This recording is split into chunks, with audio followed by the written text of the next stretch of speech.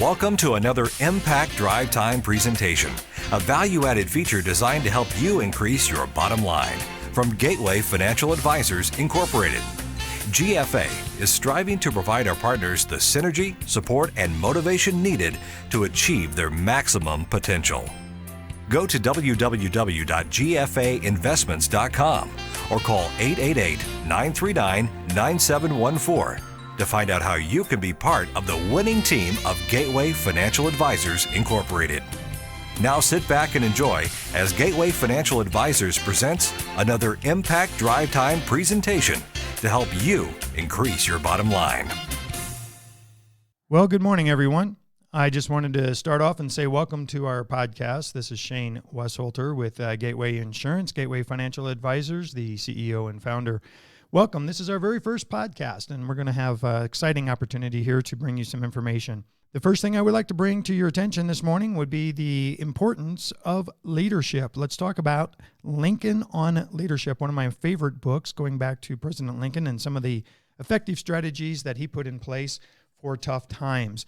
The first thing that he starts off with on Lincoln on Leadership, effective strategies for tough times, is unite your followers with a corporate mission. You know, today with everything going on with the coronavirus and the things around us, it's very important for us to have a focus, a corporate mission or a purpose, I guess, in life. My question to you is, what is your mission? What is your mission about what you do every day? Why do you get up and want to work with your clients? Are you there to take their phone calls? Are you there to help give them inspiration and motivation? Instead of being negative, doom and gloom, are you lifting them up and giving them something positive to look forward to on the weeks and the months and the years ahead? You know, right now, the economy looks like it might have some struggles and challenges in a few months or even maybe a year ahead, and that's okay because we've been here and done this before. You know, America is very unique in how we can rebound. It's how we can overcome, and the human nature is to succeed. The human nature is to survive. It is to live. It's to move forward, and it's not to be put down and just to give up. So I want to encourage all of you to take attitude and say, you know, we're here for you. We're here to help you get through this. I mean, look at the opportunities that are everywhere. I saw one time on a program where they showed opportunity now here or opportunity nowhere. So my question to you is, do you look around and see opportunity now here? When I look at oil prices down at $20 or so a barrel, what an opportunity. When I see pharmaceutical stocks at discount prices, what an opportunity. When you look at other manufacturing stocks, what an opportunity. When you see real estate with interest rates almost down to zero, what an opportunity. So you look around and you have to encourage your clients and say, I understand right now it doesn't seem like we're going to get out of the fog, but the fog will lift. It doesn't seem like the rain is going to stop, but the rain will stop and the sun will come again. It doesn't look like the snow is ever going to melt, but every winter it's followed by spring. And every spring is followed by a summer, and every summer is followed by a fall, and fall goes right back into another winter. So when you look back over history of the stock market, you're going to see we've been here before. We've been through the Great Depression. We've been through recessions. We've been through viruses that have impacted us. We've been through wars. We've been through terrorist attacks. We have been here before. So remind your clients that this too shall pass. We will survive. We will get through it, and things will rebound. Now, some of your clients may not have time to their advantage. I understand. So that's where we come in as professionals to just say exactly how you went into the market over time. We want to come out of the market over time. This is not a time for panic. This is not a time to take everything out. It's not a time to cash in. It is not doom and gloom. You don't need the lump sum of your entire account balance today. So if you need income this month, I understand. Just like we put it in slow, we're going to take it out slow. So let's liquidate what you need. Let's liquidate maybe 1, 2, 3, 4, even 5 or 6 months worth of necessity income. But that's all we need to liquidate right now. Let the rest sit. Let's manage it to the best of our professional ability and allow the markets to be the markets. Number 2, Lincoln says you must set and respond to fundamental goals and values that move your followers. What is your client's why? Why did they invest in the market? Why are they feeling the way they feel today? Do you understand their why? Is it about protecting themselves in the event of the unexpected? Is it about keeping their dignity in times of need? Is it about having financial security and a peace of mind? Sometimes we have to spend more time managing our clients' emotions versus our clients' logic. You must set and respond to fundamental goals and values that move your followers in the right direction. Number 3, Lincoln says on leadership, provide a clear, concise statement of the direction of your organization and justify the actions you take. Do your clients understand your professional ability to give them guidance during these troubling times? Do your clients understand that you can have a concise direction, that you're out there listening and researching and being attentive to all of the things that are necessary to make the best professional decisions you can on their behalf? So again, make sure that you're giving them a clear, concise statement of direction about your organization, about your decisions, and why you're justifying the actions that you're taking. Number 4, Lincoln says, everywhere you go, at every conceivable opportunity, reaffirm, reassert, and remind everyone of the basic principles on which your organization was founded. Gateway was founded on taking the if out of life so you can live, helping people maintain their dignity. My focus when I began was, what if I live? What if I linger? What if I leave? What's my legacy? If I can help people take the ifs out of those 4 things in life, then they can live their life without worry, without stress, with confidence, with assurance that things will be okay. We're going to plan for the things that we want to plan for. We're going to protect against the things that are unexpected. And if we plan properly and we protect properly, then I can go on and live my life without stress or financial concern or financial worry. That allows me to have a quality of life and maintain my dignity. So my proposal to you is, are you reaffirming to your clients? Are you reminding them of the very basic principles on what you wanted to do with them in the very beginning? Why are they investing?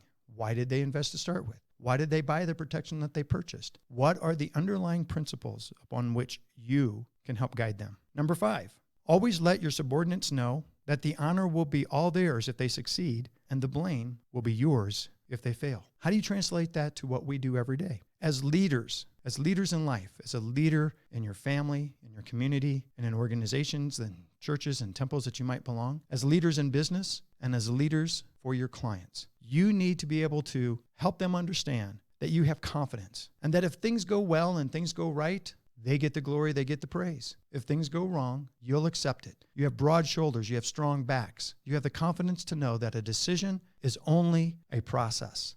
I look at decisions this way. Every decision I make only leads me to another decision. If I choose to go right, eventually I'll have to make a decision to stay straight, go right, or go left. Every decision you make is only another decision. So let your clients know that you're confident and that you're willing to accept that if you make a wrong decision, it's okay. It's never a wrong decision. It's a decision that you made that didn't give you the results that you were looking for, so therefore we have to make another decision. Most decisions have the ability to have a corrective decision made. You know, scientists are different than most. Scientists do not go in looking to see if they're right. They go in looking to prove where they're wrong. Think about it. Every time they run a test, they are testing it for failure. They want to see that if they test it this way, will it succeed or will it fail? They're actually testing for failure. They're not necessarily testing for success. Business, we say, well, you're successful if you make the right decisions. I propose that you're just successful if you just make decisions. Many people are afraid to make a decision. Should I invest today? Should I not invest today? Should I put my money in? Should I pull my money out? Should I buy oil? Should I buy real estate? Should I buy stock? Should I buy bonds? What should I do? Maybe I should just keep my money in cash. I don't know. They're afraid to make a decision. I look at it this way. If you make a decision and you don't like the results of the decision you made, then make another decision. It's as simple as that.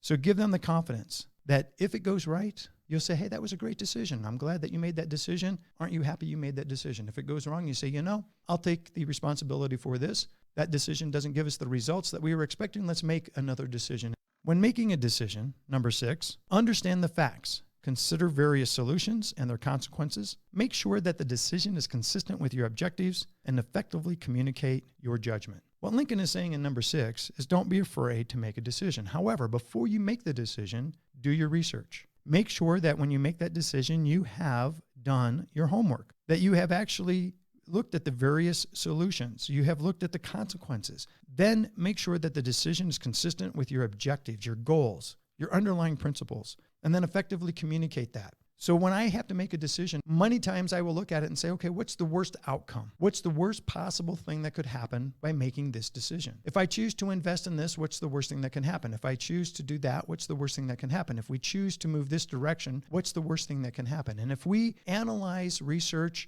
and understand the worst possible outcome, and we're okay with that, then it's not a bad decision. If we understand the worst possible outcome or what could go wrong and we can prepare and plan for that, then it's not a bad decision. Every decision that I have to make, I always look at what if. What if this? What if that? What are the possible outcomes that are good? What are the possible outcomes that are bad? If we can plan against prohibiting some of the negative possibilities, the more that we can shore those up, the easier that decision is to make. But sometimes we just have to take the risk. I can climb that mountain. I know I can succeed. The best thing is if I succeed, it's going to be a wonderful opportunity. However, I can also fall off the face of the mountain. A windstorm can come up. Rain could start. Rocks could slip out from underneath of me. I could lose my sure footing. Things beyond my control could happen. What's the possible worst outcomes that can happen? And am I willing to take that risk? Help your clients with the same thing. What's the worst possible thing that can happen if you leave your money in the market? Can we live with that risk? Do we have alternatives? At what point are we willing to call for help? Are we willing to jump out and pull the parachute? Are we willing to not take that risk? Number 7, make consistency one of the main cogs of the machinery of your corporation. Make consistency one of the main cogs in the machinery of your corporation. What Lincoln was trying to convey there was be consistent. Don't ping pong around all over the place. Don't bounce up and down. Don't be a yo-yo. Figure out what it is that you want to do. Be consistent and stay the course. Just because a storm comes along doesn't mean that you get off your course. If you go back and you read some books about captains who had to go across the sea, they had a course, they had a map, they had a plan. Just because a storm came along didn't necessarily mean they deviated off of their course. Now, sometimes they got blown off of their course and they had to make it back to their course line. They had to make it back to that line that they drew to get them to their destination. Well, we have the same thing in our life every day. Just because we set out on a course doesn't necessarily mean it's going to go perfect. Many of you have probably taken off on a road trip only to find out that somewhere along your road trip, there was road work being done and you had to take a detour. You had to go off of the main course that you thought you were going to go. There was the highway that you were going to take, and now you're on the outer road, and now you're on a side road that takes you back to the highway somewhere down the road. Life has detours. What we're experiencing right now in our economy is just a detour. Help your clients understand that consistency needs to be one of our focuses.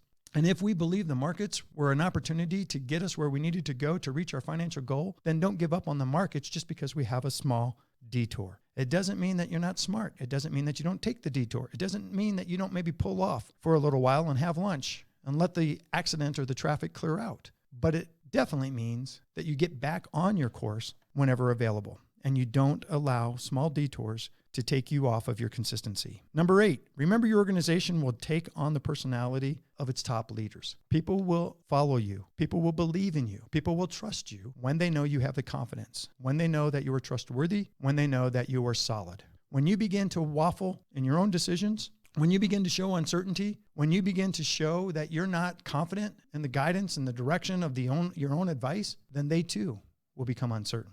If you believe the markets are in trouble, your clients will believe the markets are in trouble. If you believe that the markets will rebound, your clients will believe the markets will rebound. If you believe this too shall pass, then your clients will believe this too shall pass. Now, will they believe 100%? Not necessarily. But if you have someone that was 80% uncertain of the markets and you talk them down to being only 30% uncertain of the markets, you've done a great job as a leader. You see, leaders have to give inspiration. They have to give motivation. They have to give assurance in troubling times. It's not always a straight line course. It's not always easy to get there. Sometimes doubt comes along the way. Sometimes we are uncertain whether we even made the right decision as the leader. But in the end, when you show confidence, when you show belief, when you show optimism over pessimism, people will begin to follow you and stay strong. Again, doesn't mean that you're always right. It doesn't mean that they have to believe you 100%. What it does mean is they trust you and believe you enough to continue to follow your guidance, your direction, and your professional opinion. Number 9, you must seek and require access to reliable and up-to-date information. This is important, especially in times like these. When we have to make serious decisions that can impact multitudes of lives, when we have to make those decisions that can impact the results of their financial security, we have to make sure that we are seeking access to reliable, trustworthy, honest, up-to-date, and accurate information. There's a lot of information. Not all of it's accurate. There's a lot of information. Not all of it is true. There's a lot of people that want to express their feelings, their opinions, their thoughts, their beliefs. Doesn't necessarily make them correct. So be careful on what you read, be careful on what you listen to, and be careful what you recommunicate. Seek first to acquire access to reliable and up-to-date, accurate, truthful information, even if it's information that they may not want to hear. And number 10, when you meet with an individual, try not to part with an unpleasant impression on the other side. Regardless of whether your clients take your advice or not, the ultimate goal is to make sure that you part in a pleasant manner. They still have to have respect for you, and you have to have respect for them. Just because we agree to disagree doesn't mean that we have to be mad at each other. There are a lot of times that I make a decision that not all of my leadership, nor my staff, nor my clients agree with. There are times that they do things that I don't necessarily agree with. There's times that sometimes I want to go in one direction and they say, no, we don't agree, and I concede and we go a different direction than what I wanted to go, and that's okay. Sometimes we have heated discussions in our boardroom, in our office, face-to-face, on the phone, and that's okay. Just because we disagree doesn't mean we don't have to like each other. Our objective here is to always part in pleasant situation. In other words, try not to part with an unpleasant impression on the other side. Your clients might want to move their accounts to another advisor. That's okay. There's other clients that are moving from advisors to you. When someone doesn't like the results that they were expecting or don't get the results they were expecting, they want to make a change, and that's okay. You have acquired clients over the years from other advisors who previously had those clients. You will lose some of your clients to advisors who want to leave you. That is our business, and it's okay. So remember this. When you part, try not to part with an unpleasant impression on the other side. Thank you for listening. And remember, dream of tomorrow, learn from yesterday, focus on today. This is Shane Westholder, CEO of Gateway Insurance and Gateway Financial Advisors. Thank you for joining us today, and we hope you enjoyed this program. GFA is focused on being a one-stop shop for full financial planning. To get more information about how you can join and be part of this winning team, go to www.gfainvestments.com or call us at 888-939-9714. Once again, our website is www.gfainvestments.com, or you can contact us at 888-939-9714. This has been a presentation of Gateway Financial Advisors, Incorporated. And remember, focus on your maximum potential. Securities offered through registered representatives of Cambridge Investment Research Incorporated, a broker-dealer, member of FINRA and SIPC. Advisory services offered through Cambridge Investment Research Advisors Incorporated, registered investment advisor. Gateway Financial Advisors Incorporated and Cambridge Investment Research Incorporated are not affiliated.